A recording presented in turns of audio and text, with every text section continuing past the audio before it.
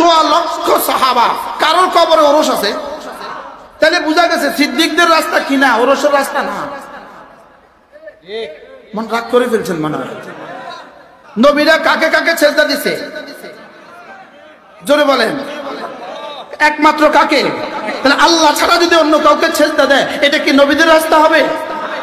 আল্লাহ ছাড়া অন্য কাউকে গিয়ে যদি বলে বাবা একটা গরু দেন, বাবা একটা ছাগল দেন, কি এরা সারাদিন খোঁজে মানুষের কাছে, সারাদিন খোঁজে মানুষের কাছে, নিজেরা কি বুঝায় আমার কাছে কিছুই নাই, এটা বুঝায় না? বুঝায় না বলেন?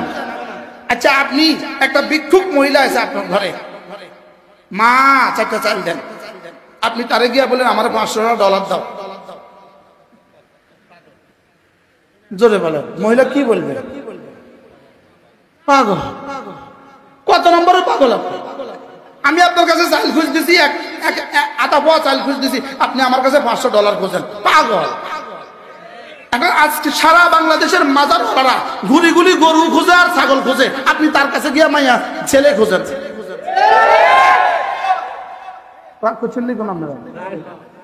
আপনি খুঁজতেছেন তার কাছে গিয়ে কি এই ছেলের দাম বেশি না গরুর দাম বেশি? তো ভিক্ষুকে আপনার কাছে খুঁজতেছে কি? ভিক্ষুকে আপনার কাছে কি খুঁজতেছে? এক মুঠ চাল, আপনি তার কাছে $500 চাইতেছেন, আপনি কি? জোরে বলে না। ভিক্ষুক আপনার কাছে 1 টাকা চাইতেছে, আপনি তার কাছে $500 চাইতেছেন, আপনি পাগল না বুদ্ধিমান? তো যেই পাগলে আপনার কাছে গরু চায় ওই পাগলের কাছে আপনি ছেলে চান কেন? কি বলছি বলেন?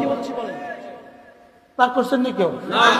রাগ করলে কোনো লস নেই, আগামী বছর দাওয়াতের লেগে আবেদন দিয়ে দিচ্ছে, টেনশন নেই, আলহামদুলিল্লাহ। কি তাহলে ও আমার কাছে চাইতেছে কি? চাল। আমি চাইতেছি তার কাছে কি?